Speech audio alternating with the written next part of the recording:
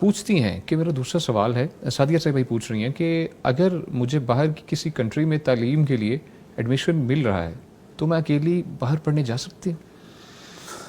اللہ اکبر، یہ بہت مسئلہ پیچیدہ ہے جی کہ عورت اکیلی، اللہ کے نبی صلی اللہ علیہ وسلم نے منع فرمایا لا تسافر المرأة الا ومعها ذو محرم منها، کہ جب بھی عورت سفر پر نکلے تو اس کے ساتھ اس کا محرم رشتہ دار، اس کا والد، اس کا بھائی، اس کا بیٹا ہونا چاہیے۔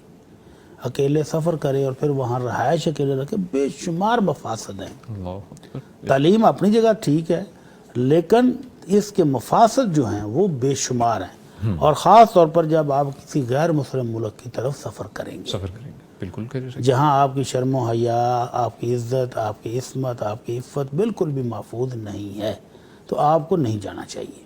اچھا، بالکل اگر وہ چیزوں کا خیال رکھتی ہے، میں نوجوانوں کو اگر آگے سے جو ممکن ہو، جی آگے سے ڈیبیٹ کرتے ہیں وہ یہ اگر کہتے ہیں ہم رکھیں ممکن خیال۔ ہو، نہیں ایسے ڈیبیٹ کرتے اس لیے ہیں کیونکہ ان کا شوق خود کو کہہ رہا ہوتا ہے کہ ہم نے تو جانا ہی جانا ہے، جی جی جو مرضی کر لو۔ جی جی ٹھیک ہے۔ تو ابھی سروے آیا ہے، اچھا سروے، جی جی کہ جن لوگوں نے ایک عرصہ پہلے غیر مسلم ممالک کی طرف سفر کیا، یہ اتفاق سے ایک بہت بڑے علمی گھرانے کی خاتون نے سروے کیا ہے۔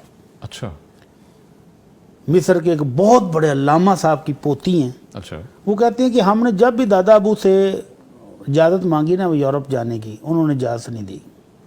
ہم کوستے رہتے کہ دادا ابو کیا کرتے ہیں، فلاں بھی چلا گیا، فلاں فیملی بھی شفٹ ہو گئی، فلاں بھی شفٹ ہو گئی، آپ ہمیں اجازت ہی نہیں دے رہے۔ تو کہتی ہیں کہ اب تقریباً 50 سال کے بعد مجھے امریکہ جانے کا اتفاق ہوا، میں اپنے ان پرانے عزیز و اقارب کو ملی، تو ملنے کے بعد مجھے بڑی شدید حیرت ہوئی کہ میرے دادا ابو نے ہم پر کتنا بڑا احسان کیا ہے۔ اللہ اکبر۔ کیا احسان کیا ہے؟ وہ کہتی پھر میں نے وہ لسٹ بنائی جو لوگ ہمارے آنکھوں کے سامنے یورپ شفٹ ہوئے تھے، جی جی امریکہ شفٹ ہوئے تھے، تو جب میں نے ان کی لسٹ بنا کے ان کو رابطے کیے، چیک کیا، سروے کرنے کے جی جی لیے، بالکل بالکل۔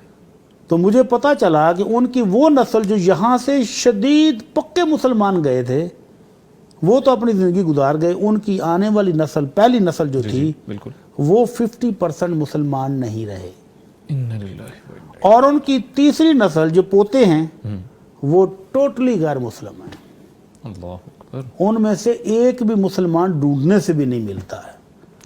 تو جس تعلیم کے بہانے آپ کا دین ایمان غارت ہو جائے، جی ویسے تعلیم کی ضرورت ہی نہیں ہے۔ آپ ادھر بیٹھ کے آن لائن پڑھ لیں، آپ اپنے ملک کے اداروں میں سے جو علم حاصل کرنا چاہتے ہیں وہ لے لیں، جی اور خدا را اپنی اور اپنی نسلوں پر رحم کھائیں۔ جی بالکل۔ ایون کہ اب تو مفتی صاحب ابھی اس وقت جی جی ہمارے جو دوست احباب ان ممالک میں رہ رہے ہیں جی جی وہ سخت پریشان ہیں، اللہ اکبر۔ دو حل کر رہے ہیں۔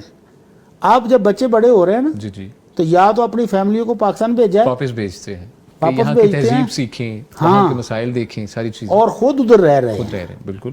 تو یا پھر ان کی اب اولادیں بڑی ہو گئی ہیں تو وہ کہتی ہیں بابو آپ نے جانا تو جائیں، آپ کا ملک ہے وہ، ہم تو یہاں جو پلے ہیں، یہاں بڑے ہیں، ہمارا ملک یہی ہے۔ اب نسلیں ہاتھ سے گئی، تو اب وہ تنہا ہیں، اکیلے ہیں۔ تو اس المیہ سے بچنے کے لیے یہ ضروری ہے کہ اپنے دین سے، اپنے ایمان سے، اپنے مذہب سے جمے رہیں، بالکل۔ اور اپنے وطن میں رہتے ہوئے جو میسر ہے اس پر گزارا کر لیں۔ ایون کہ مفتی صاحب اب تو باہر سے بہت سی ایسی کنٹریز آفر کرتی ہیں کہ آپ گھر بیٹھے بھی اسٹڈی کر سکتے ہیں۔ بالکل، تو اب یہ تو میرے آن خیال لائن میں اب تو جواز نہیں بنتا اس چیز کا۔ سہولتیں موجود ہیں، ان سے فائدہ اٹھانا الحمدللہ۔ چاہیے۔ بہت شکریہ مفتی صاحب، تھینک یو سو مچ۔